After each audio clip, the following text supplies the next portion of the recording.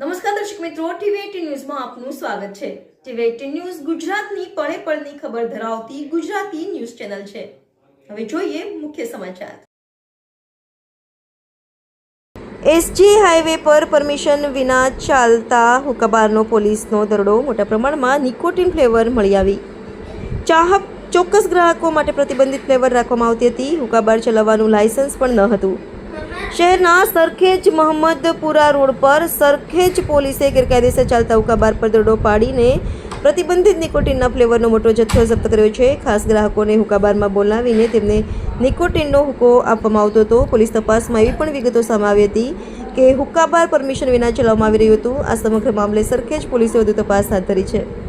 Sarkhej Mahammadpura road પર SG highway નજીક બુરોસ્ટ કેફેમાં ગેરકાયદેસર હુક્કાબાર ચલાવવામાં આવતું હોવાની માહિતી સરખેજ પોલીસને મળી હતી, જેના આધારે પોલીસે બુધવારે રાતના સમયે દરોડો પાડ્યો હતો, જેમાં પોલીસને સ્થળ પરથી તપાસ કરતા કેફેમાં ખાસ બનાવવામાં આવેલી જગ્યા પરથી નિકોટિનની અલગ અલગ ફ્લેવરના હુક્કા મળી આવ્યા હતા।